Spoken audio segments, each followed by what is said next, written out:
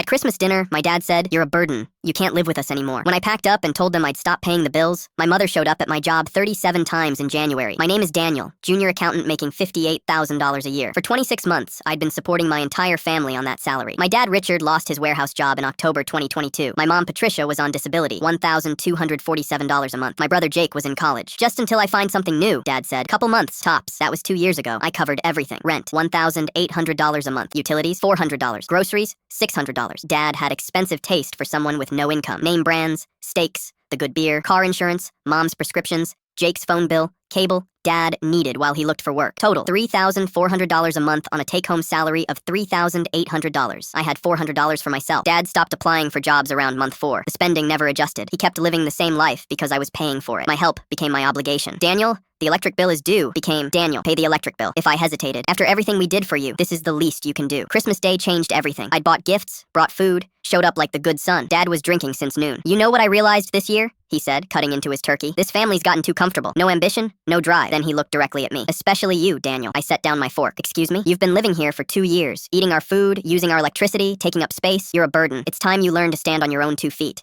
You can't live here anymore. I've been paying for everything. You're 25 years old. Time to grow up." Mom nodded, arms crossed. "Your father's right. Maybe it's time you learned some humility." Jake sat frozen, staring at his plate. Nobody defended me. I stood up. "Okay, if that's what you want." Dad smirked. "Don't let the door hit you on the way out." I packed and left. 4 days later, my phone exploded. 37 missed calls, 52 texts. The landlord posted an eviction notice. "We need $2,400 by tomorrow. You're really going to let your family become homeless?" I typed one response. "You said you didn't need my money. Figure it out." My parents' lawyer called. "If you could contribute to 1 month's rent." Did my father apologize? Silence. That's what I thought. The eviction went through. Mom showed up at my office. Security logged 37 visits in January. She grabbed my arm in the parking lot. "Please, we're going to be homeless. Your father was wrong." "Where is he then?" She didn't answer. "He's not sorry. He's just desperate." They moved out in February. Dad's brother took them in 3 hours away. 3 months later, Dad finally called. "Your mother is sick. Her condition is getting worse." "I'm sorry to hear that." "That's it? You're sorry?" "I was acting like a son for 2 years. You called me a burden and kicked me out on Christmas." "That was a misunderstanding." "No, Dad. You looked me in the eye and told me I didn't belong." Mom agreed. "You laughed about it." "I hope Mom gets better, but I can't be your safety net anymore. You made that choice." I hung up. Haven't spoken to him since. Sarah and I got our own place. First month's rent, $1,400, less than half what I'd been paying. I sat on our couch and felt free for the first time in years. Jake graduated and handed me an envelope over coffee. Graduation money from Grandma's estate. Mom tried to cash it, said you'd abandoned the family so you didn't deserve it. Inside was a check for $5,000. "You earned it," Jake said, even if they'll never admit it. 2 years later, I got a voicemail from my mother. "Daniel, it's Mom. I know we hurt you. Your father, he'll never say it, but I know he regrets what happened. I regret it too. You weren't a burden. You were the only reason we survived. I'm so sorry." I listened to it 3 times. Then I deleted it and went back to living my life, the one I built without them. My parents made their choice on Christmas Day. I made mine every day since, and I'm not sorry for any of it.